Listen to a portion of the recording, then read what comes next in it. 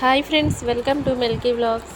ఈరోజు మా అమ్మ రొయ్యలు, పచ్చి రొయ్యలు, మునక్కాయ పులుసు చేస్తుంది.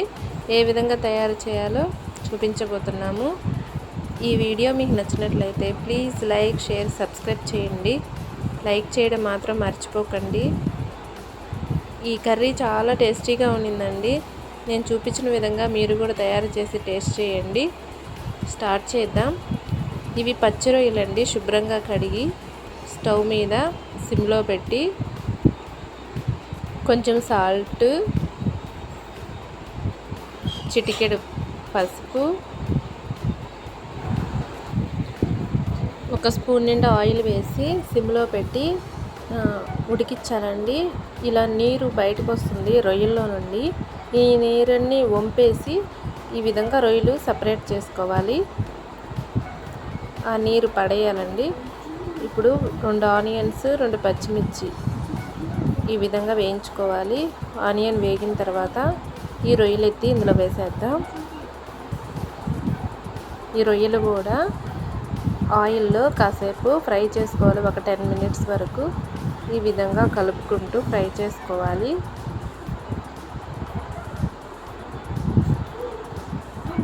ఈ విధంగా వేగిన తర్వాత ఒక టమాటా చిన్న చిన్న ముక్కలుగా కట్ చేసి వేసుకోవాలి.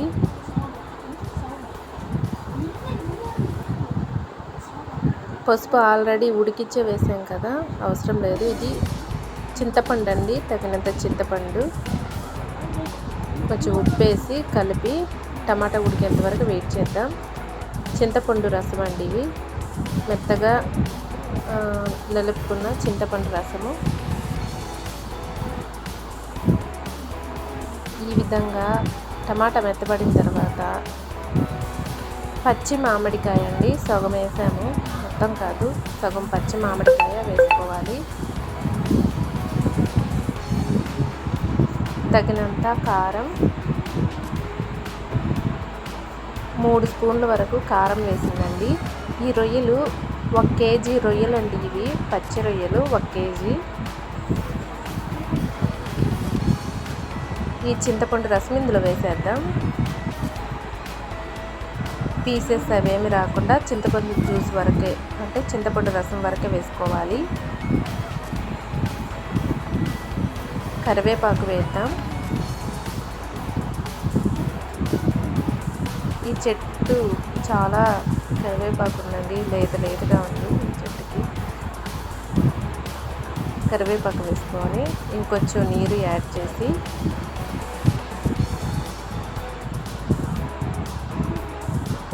ఉప్పు చూసుకున్నామండి.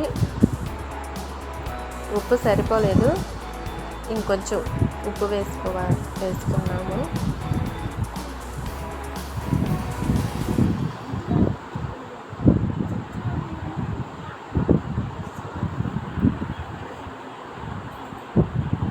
ఇప్పుడు మునక్కాయలు కూడా వేసుకుందామండి. ఇవి ఒక మునక్కాయ చాలా లేతగా ఫ్రెష్గా ఉందండి. మునక్కాయ కూడా వేసి మీడియం ఫ్లేమ్లో మునక్కాయ ఉడికేంత వరకు ఉడికించుకోవాలి. ఇప్పుడు మునక్కాయ ఉడికేంత వరకు సరిపోతుందండి. మునక్కాయ ఉడికితే స్టవ్ ఆఫ్ చేసుకోవడమే. చాలా టేస్టీగా ఉంటుంది. ఈ వీడియో మీకు నచ్చినట్లయితే please like, share, subscribe. Thank you for watching.